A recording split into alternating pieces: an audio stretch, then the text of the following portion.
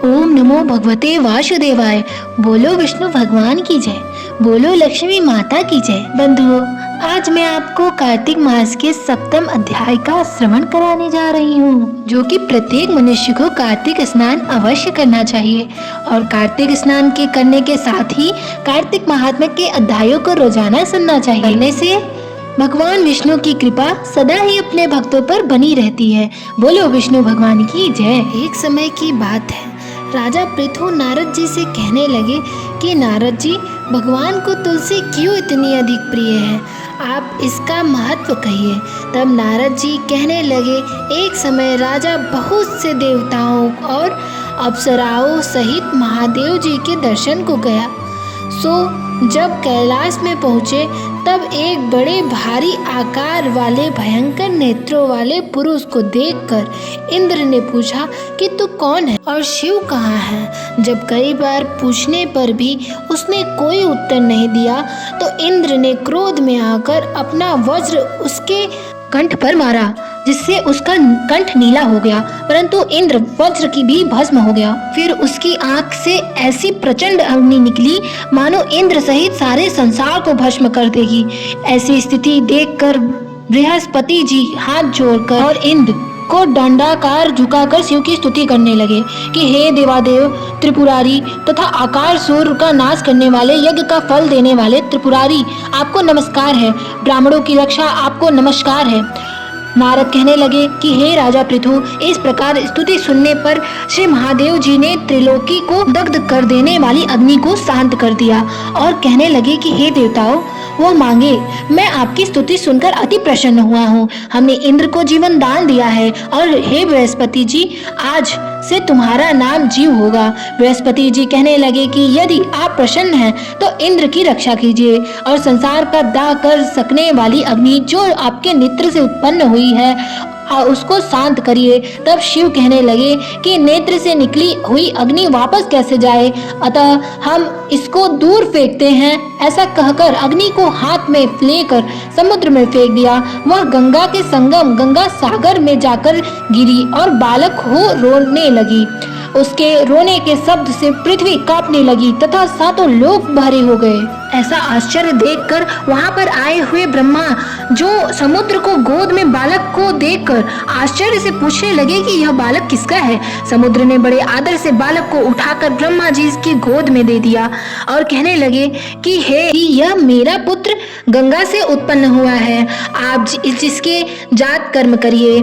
फिर उस बालक ने ब्रह्मा जी की दाढ़ी पकड़कर जोर से मरोड़ी कि ब्रह्मा जी के नेत्रों में आंसू आ गए।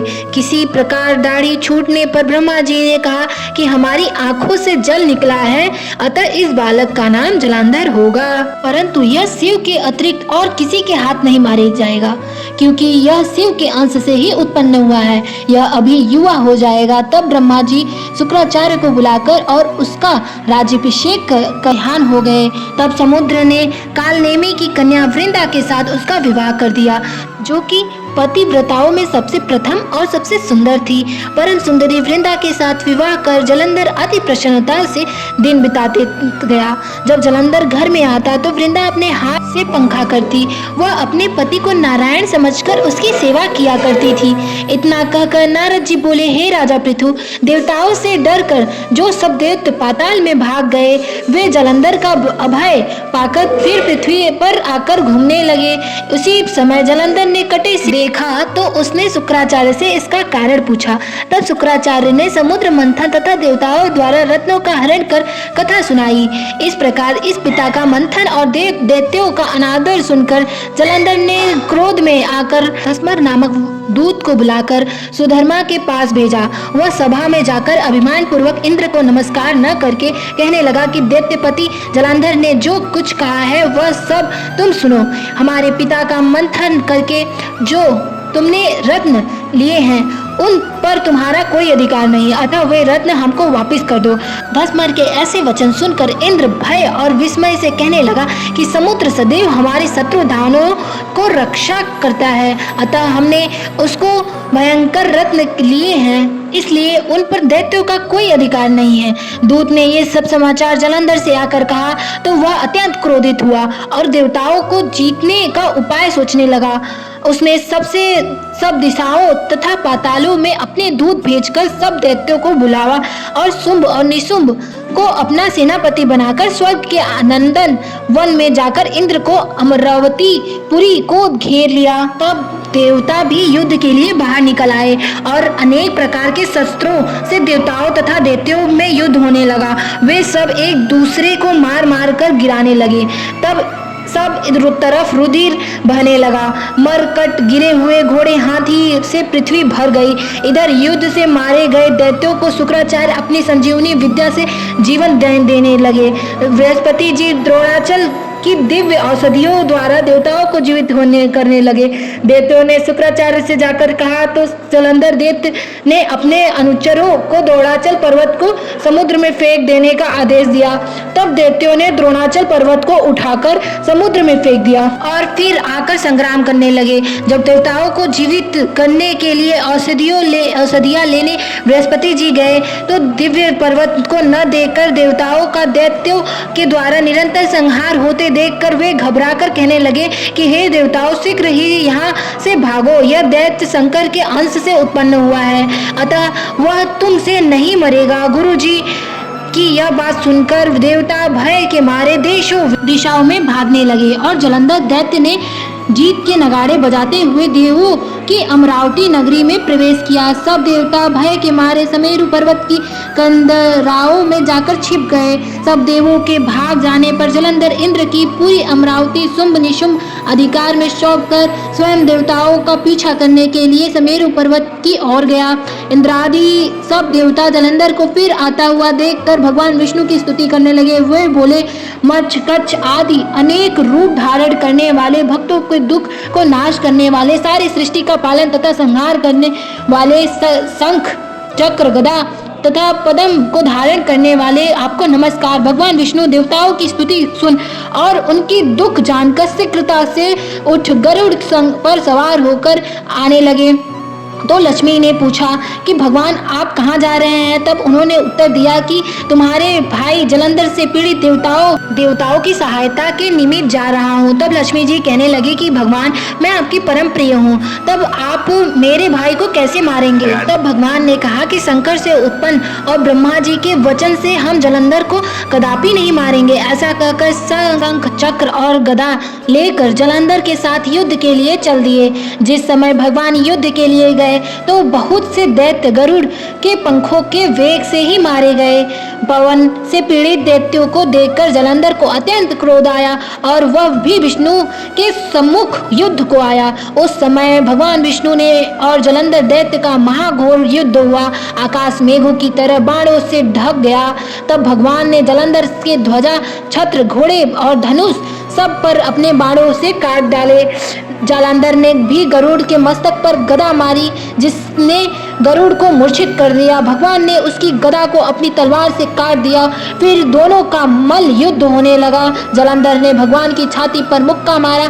उस समय भगवान और जालंधर के इस घोर युद्ध को देखकर सारा संसार भयभीत होकर कंपनमान हो गया। तब भगवान विष्णु ने कहा कि हे दैत्यराज, तुम्हारा और हमारा युद्ध ठीक नहीं, क्यों तुम लक्ष्मी के भाई हो। तब जालंधर ने कहा, यदि आप प्रसन्न हैं तो मुझको यही वरदान दे कि लक्ष्मी जी तथा अपने गणों सहित आप मेरे घर में वास करो। एवं अस्तु, ऐसा ही होगा कहकर भगवान लक्ष्मी जी सहित जलंधर नगर में चले गए। तब जलंधर देवताओं के स्थान पर सब दैत्यों को नियुक्त करके जलंधर नगर में निवास करने लगा और देव, गंधर्व, किन्नर, यक्ष आदि के पास जो भी रत्न थे वे सब अपने अधिकार में करके निशुंभ को शासन करने के लिए पाताल में भेज दिया। वहाँ उसने शेषादि नागों को वश में कर लिया। इस प्रकार जलंधर देव, गंधर्व, किन्नर, यक्ष और मनुष्य सबको अपनी प्रजा बनाकर पुत्र समान तथा धर्म नीति से उसका पालन करते हुए त्रिलोकी का राज्य भोगने लगा। नारद जी बोले, हे राजा पृथु, एक समय भगवान के दर्शन करने तथा जलंधर की राज्य लक्ष्मी जी को देखने के लिए हम भी वहां गए। बोलो विष्णु भगवान की जय। आगे की कथा 8वें अध्याय में। बंधु, आइए अब हम तुलसी माता की आरती का श्रवण करते हैं। बोलो तुलसी मैया की जय। तुलसी महारानी नमो नमो, हर की पटरानी नमो नमो। तुलसी महारानी नमो नमो, हर की पटरानी नमो नमो। धन्य तुलसी पूर्ण तप कीनो, शालिग्राम बनी पटरानी नमो नमो। तुलसी महारानी नमो नमो। जाके पत्र मंजरी कोमल, श्रीपति कमल चरण लपटानी नमो नमो। तुलसी महारानी नमो नमो। कौन से महीने में बोई रानी तुलसा, कौन से महीने हुई हरियाली नमो नमो। तुलसी महारानी नमो नमो। कौन से महीने में हुई तेरी पूजा, कौन से महीने हुई पटरानी नमो नमो। तुलसी महारानी नमो नमो। आषाढ़ मास में बोई रानी तुलसा, सावन मास हुई हरियाली नमो नमो। तुलसी महारानी नमो नमो। कार्तिक मास में हुई तेरी पूजा, मंगसिर मास हुई पटरानी नमो नमो। तुलसी महारानी नमो नमो। धूप दीप नैवेद्य आरती, पुष्पन की वर्षा बरसानी नमो नमो। तुलसी महारानी नमो नमो। 56 भोग 3600 व्यंजन, बिन तुलसी हरि एक न मानी नमो नमो। तुलसी महारानी नमो नमो। जो कोई तुलसी को सवेरे गाए, श्री कृष्ण जी के दर्शन पाए नमो नमो। तुलसी महारानी नमो नमो। जो कोई तुलसी को दोपहर में गाए, खीर खांड का भोग लगाए नमो नमो। तुलसी महारानी नमो नमो। जो कोई तुलसी को सांझ को गाए, श्री कृष्ण जी की आरती उतारे नमो नमो। तुलसी महारानी नमो नमो। जो कोई तुलसी को रात को गाए, श्री कृष्ण जी के चरण दबाए नमो नमो। तुलसी महारानी नमो नमो। जो सखी मैया तेरा गुण गाए, भक्ति दान दीजिए महारानी नमो नमो। तुलसी महारानी नमो नमो। हरि की पटरानी नमो नमो। तुलसी महारानी नमो नमो। बोलिए तुलसी मैया की जय। कार्तिक मास के प्रत्येक अध्यायों का श्रवण करने के लिए हमारे YouTube चैनल को सब्सक्राइब करें और लाइक करना न भूलें। हरे कृष्णा।